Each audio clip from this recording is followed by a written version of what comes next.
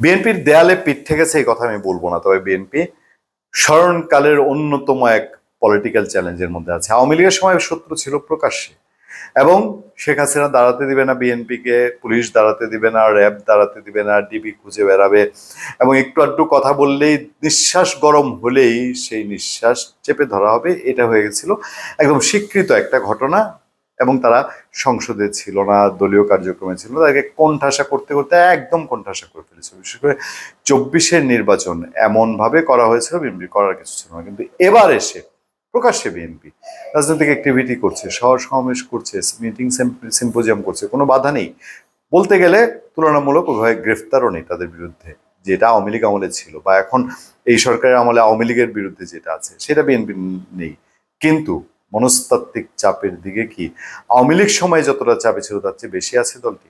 আওয়ামী লীগ সময় তো জানতো এই দল আমাদের প্রতিপক্ষ ক্ষমতায়, যা হবে ঘোষণা করে হবে। কিন্তু এখন প্রতিপক্ষ মেনে নিয়েছে, স্বীকার করে নিয়েছে, এই সরকারকে শুরু থেকে বলে এসছে, তাদেরকে সমর্থন দিয়ে গেছে। দেখেন, একটা সময় ইতিহাস বিচার হবে সেটা কতটুকু বিএনপির কৌশলে ঠিক ছিল না ভুল ছিল, সেই সমর্থন অব্যাহত রেখেছে, আপ্রাণভাবে চেষ্টা করছে সংস্কারে ভূমিকা রাখতে। কিন্তু রাজপথে তার জানান দেওয়ার একটা বিষয় ছিল। 5 আগস্টের পরে তারা একবার জানান দিয়েছিল, 8 আগস্টে, আপনাদের মনে থাকার কথা, বিএনপি বড় একটা শোডাউন করেছিল ঢাকায়।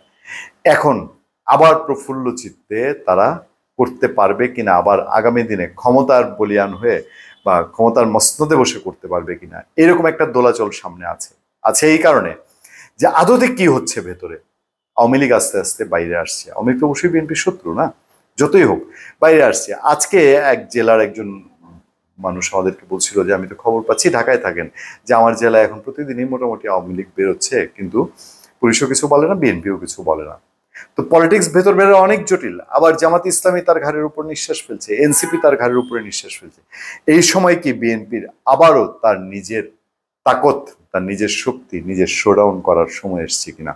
খবরের হেডলাইন, ঢাকায় বড় সমাবেশের ঘোষণা বিএনপির। সেটা কেমন? আন্তর্জাতিক শ্রমিক দিবস উপলক্ষে আগামী 1 মে রাজধানীর বড় সমাবেশ করবে বিএনপি। জাতীয় শ্রমিক দলের উদ্যোগে নয়াপল্টনে বিএনপিকে যে কার্যালয়ের সামনে এই সমাবেশ হবে, এটা বিএনপির পক্ষ থেকে প্রেস কনফারেন্স করে জানানো হয়েছে।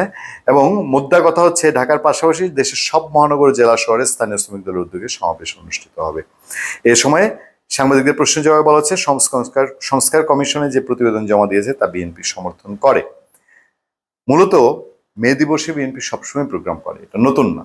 কিন্তু এবারের সরকারের সময়, এখন বিএনপি সরকার বিরোধী বা সরকারের অবস্থানের মুখে মুখে নির্বাচন নিয়ে অনেক কথা বলছে, কিন্তু সরকার বিরোধী কোনো একটা এজেন্ডার সামনে এনে কোনো কর্মসূচি দিবে সেরকম প্রেক্ষিত যায়নি। আমি তো অনেকবার বলে এসেছি যে বর্তমান ডক্টর ইউনূস সরকারের সাথে বিএনপি সরাসরি কোনো সংঘাত বা একেবারে বড় দূরত্বের পর্যায়ে যাওয়ার মতো না, এবং যেতে চায় না বা যাবেও না, হয়তো খুব মিরাকেল বড় কোনো ঘটনা না ঘটলে।